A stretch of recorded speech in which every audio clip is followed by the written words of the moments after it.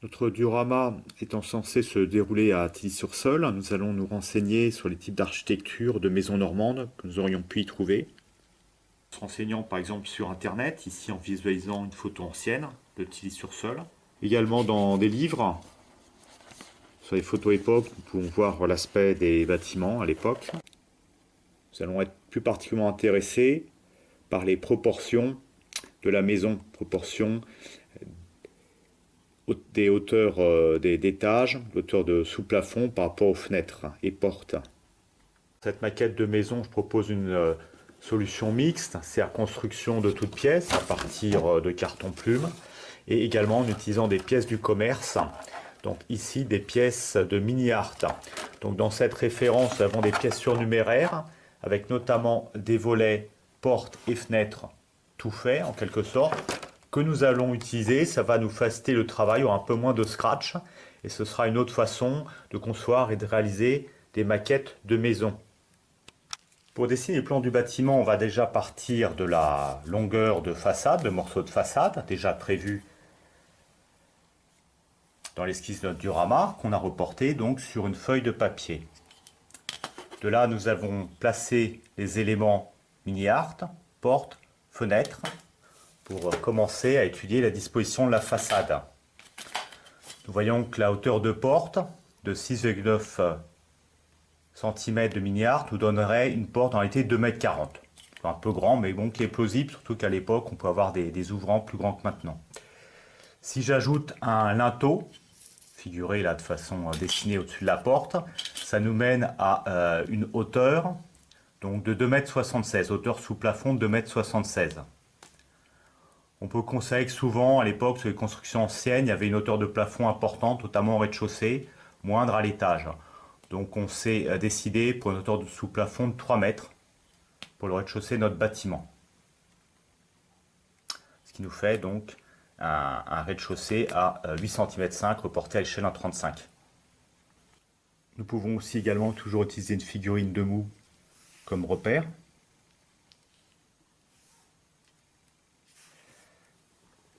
Donc on considère une hauteur sous plafond pour le rez-de-chaussée.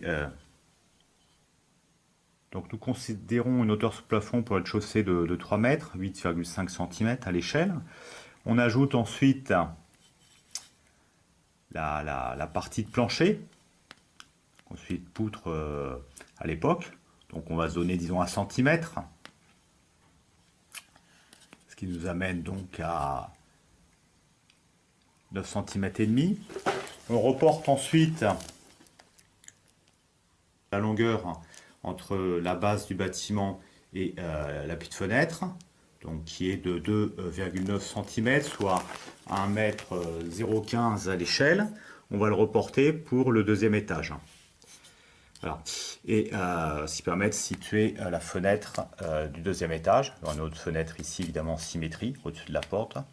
Et finalement, on va se décider, tiens, pour une hauteur de plafond identique au rez-de-chaussée, une hauteur de 3 mètres. Si nous rajoute donc 8,5 cm également pour le deuxième niveau. Donc 8,5 plus 8,5, ça fait 17, plus 1 cm, disons, de plancher.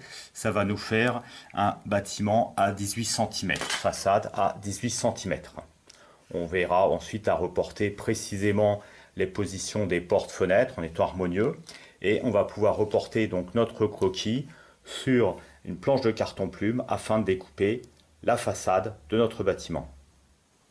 Là, j'ai constaté que j'étais arrivé au bout de mon stock de carton plume, donc j'ai dû me prendre ce matériau dans une papeterie et enseigne de loisirs bien connue. Donc on porte sur le carton plume notre façade. On a réduit la longueur de la façade d'1 centimètre qui correspond à l'épaisseur du pignon en fait.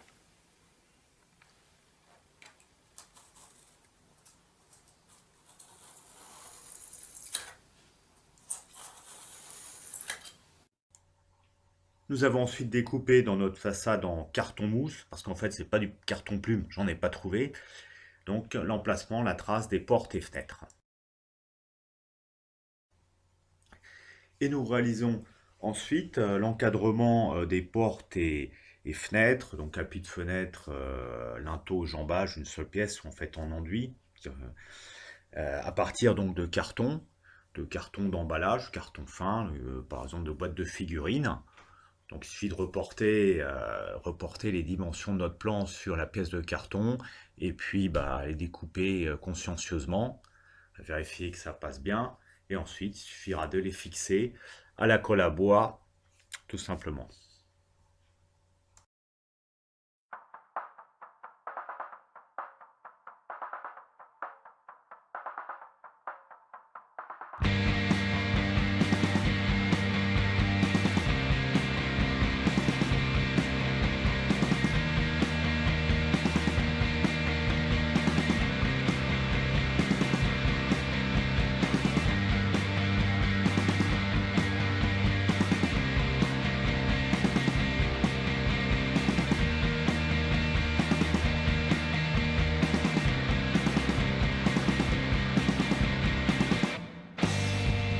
Plans with a purpose, make the lines nice and straight. Use mine for reference, don't hesitate. Signs on the trail help to save the day. This break in focus won't permeate.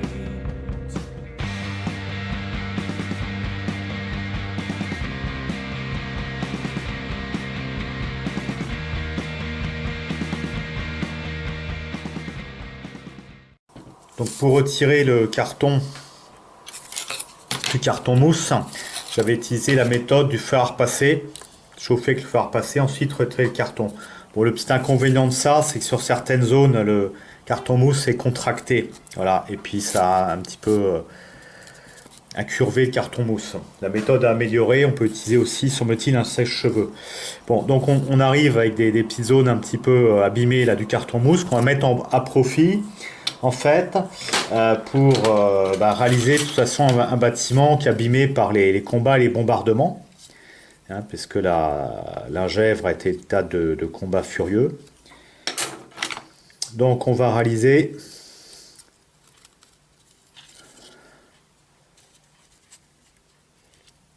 l'appareillage de pierre, de boulons de pierre mis à nu. C'est-à-dire qu'en fait, à cette partie là qui se contracter, on va commencer avec l'enduit à sauter et on va graver comme ça des boulons de pierre.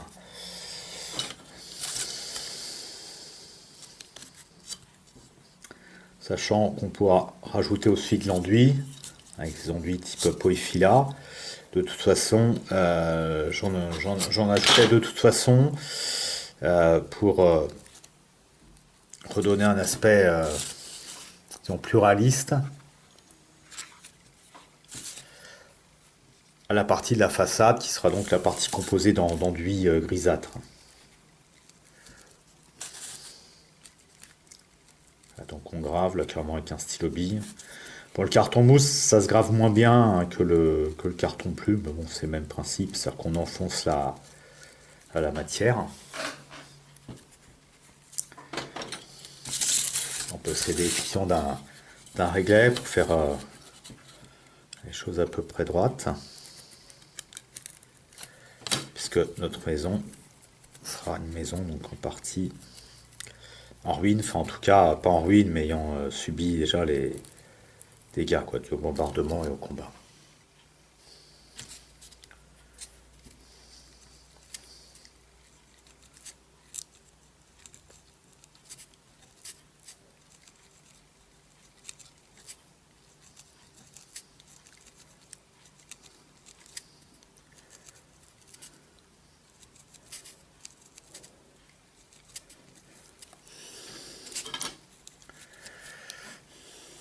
Voilà, étape suivante, on va rajouter comme de l'enduit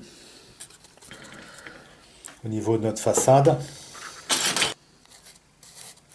Voilà, et la lame de cutter servira d'instrument. On fait de la maçonnerie miniature. Hein. On peut en mettre plusieurs couches, hein, de toute façon.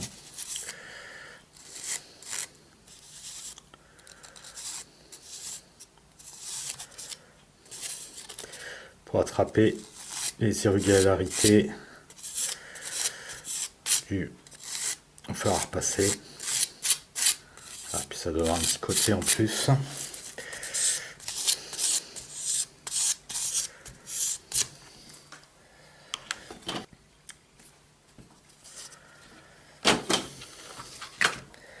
Un petit peu de ragréage, sont le terme du bâtiment. Le ragréage, c'est la remise à niveau d'une surface. Et pour cette partie, avec les moellons apparents aussi, allez, j'ai décidé de rajouter quand même un petit peu d'enduit.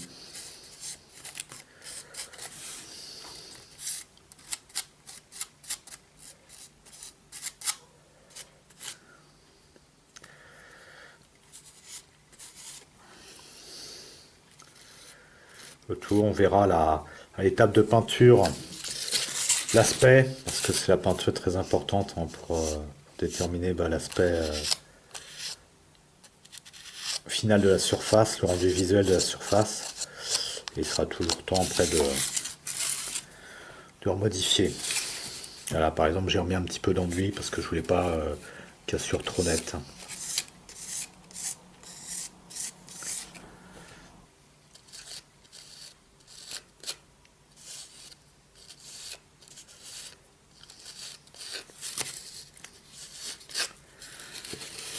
Aussi, point à noter, même si je n'ai pas détaillé dans la vidéo, au niveau là, des ouvertures, avec pareil de l'enduit, la polyphilia, j'ai égalisé.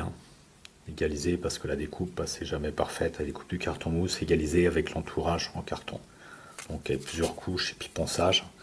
Et là, j'ai déjà placé l'encadrure de fenêtre. Je n'ai pas encore collé, mais pour vérifier que ça colle. Là, il faut être sur ces points, ces petits détails. Il faut être précis.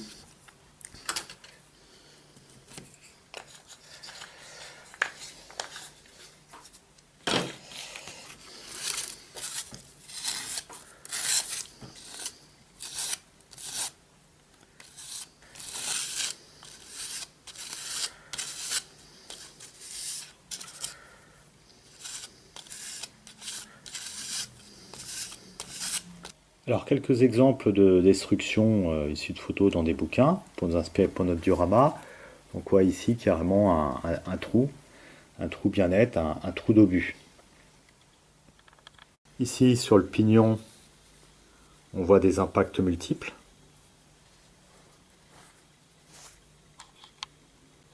Alors ici, sur ce bâtiment, qui ressemblerait un petit peu au type de bâtiment qu'on réalise, on voit les impacts avec l'appareillage de pierre mise à nu. On voit ici, je peux les inspirer, un volet détruit, arraché, tant que les autres tiennent en place en fait.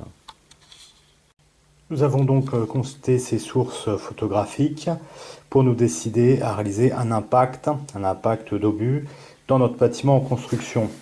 Donc nous avons mis côte à côte la façade et le morceau de pignon. Nous avons tracé le niveau du plancher, sur lequel il y aura en fait une moulure, un élément pareil de rapporté.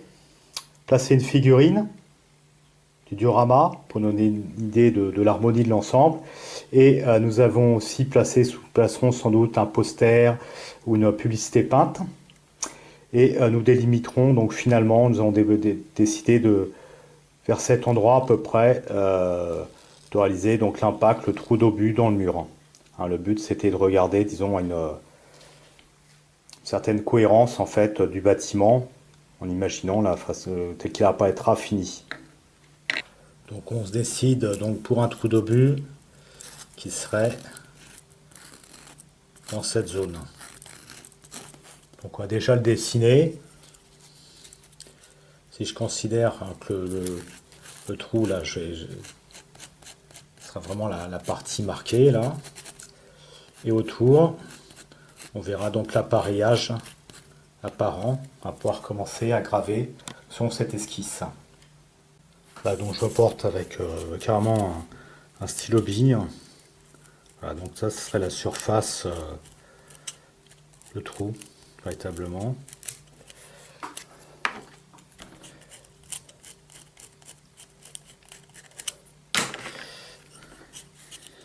Autour du trou, on va avoir la pierre visible, l'appareillage de moyons visible. Et puis il restera l'enduit, bien sûr. Voilà, on a le schéma, on va commencer la gravure. Voilà, donc en s'aidant de la règle, on appuie sur surface verticale. Commencer à graver.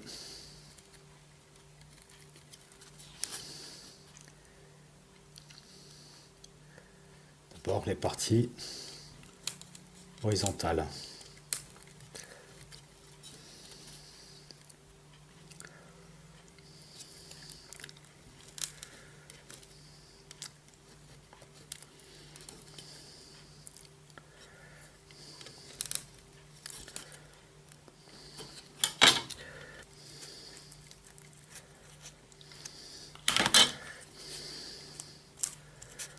Pouvoir commencer aussi à délimiter la partie enduit qui n'a pas été décollé, puis la partie où l'enduit est décollé et qui laisse voir le moellon apparent. De toute façon, on recouvrira aussi d'enduit comme précédemment.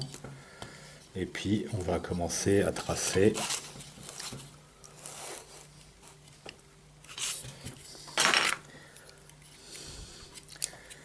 en vertical,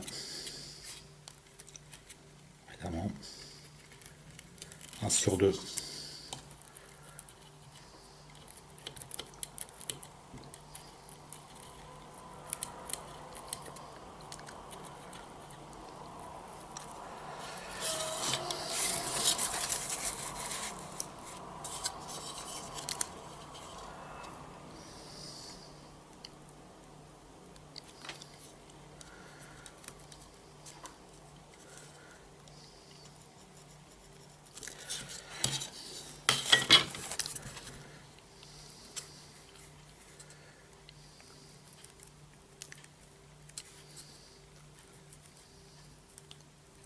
Voilà, après, quand on est à peu près sûr, on peut finir à la main. Hein.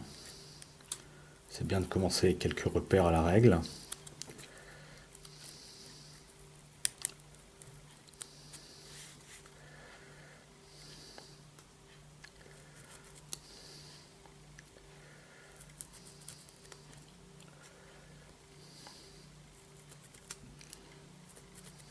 Et maintenant, il ne nous reste plus qu'à creuser cette partie-là.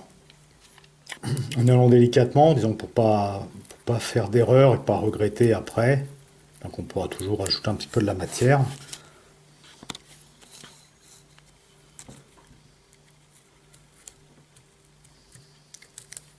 Voilà comment je vois le trou. Donc on peut faire ça. On peut peut-être aussi commencer à tailler la matière au cutter.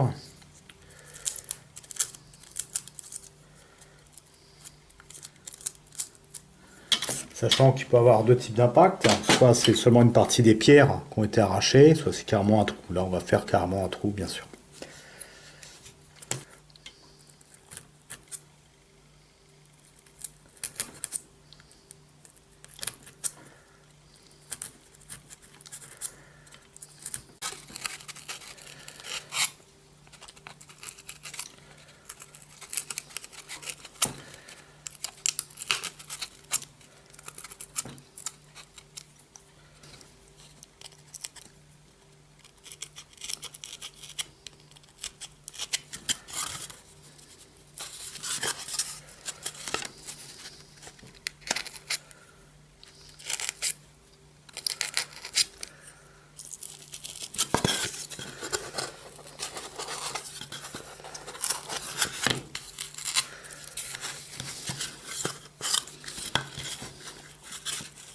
Voilà un exemple où on peut faire. On peut soit enlever véritablement seulement un moellon, sachant qu'en théorie d'ailleurs il y a plusieurs moellons superposés dans l'épaisseur. Voilà. Et là par exemple, donc là on a fait un trou complet, et là on va enlever qu'une demi-épaisseur de moellon.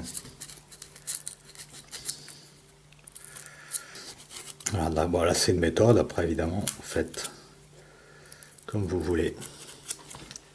L'aspect obtenu qui me semble convenable, un petit peu de travail à la lime, et puis un passage à la couleur tout de même pour vérifier l'aspect, car ça nécessitera peut-être d'être retravaillé.